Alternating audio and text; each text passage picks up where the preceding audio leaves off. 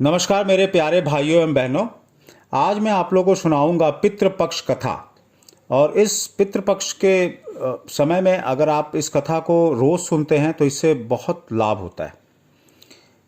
सनातन धर्म में श्राद्ध पितृपक्ष में अपने पूर्वजों को याद करने के लिए वैदिक अनुष्ठान किए जाते हैं और उनकी आत्मा की शांति के लिए बहुत कम लोग इस कहानी को जानते हैं कि पितृपक्ष में दान क्यों किया जाता है और केवल करण के कारण ही पितृपक्ष को मनाने की परंपरा शुरू हुई।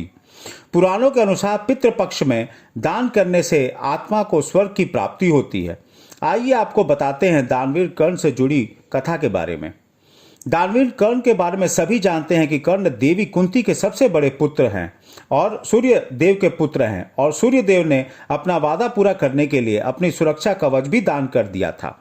कर्ण ने अपने पूरे जीवन में गरीबों और जरूरतमंदों को पैसा और सोना दान किया और उनके दर पर आने वाला किसी भी गरीब व्यक्ति को खाली हाथ नहीं जाने दिया।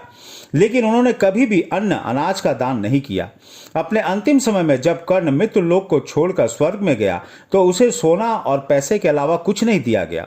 जब इंद्रदेव से इसका कारण पूछा गया तो इंद्रदेव ने बताया कि उन्होंने जीवन भर केवल धन और सोना का ही दान किया और पितरों की शांति के लिए कभी अन्न का दान नहीं किया, इसलिए उन्हें भोजन नहीं दिया गया। देवराज इंद्र की बात सुनकर सूर्यपुत्र कर्ण ने देवराज से कहा, मुझे अनुदान के महत्व का पता नहीं था और अपनी गलती का एहसास होने पर अपनी गलती को सुधारने के लिए कुछ दिनों के लिए पृथ्वी पर जाने का अनुरोध किया। फिर उन्हें कुछ दिनों के लिए पृथ्वी पर भेजा गया। पृथ्वी पर आने के बाद कर्ण ने अपने पूर्वजों को याद किया और उनकी आत्मा की शांति के लिए तर्पण किया और भूखे गरीबों को भोजन का दान दिया। इन 16 दिनों के बाद लोगों के स्वर्ग जाने का कारण ऐसी मान्यता है।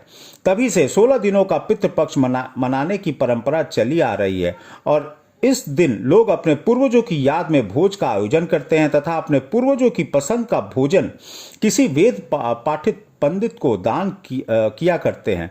किसी गरीब को दान करना अपना ही महत्व है। हमारे पूर्वज सभी कर्मकांडों को करते हुए देखकर प्रसन्न होते हैं और हमें आशीर्वाद देते हैं। नमस्कार।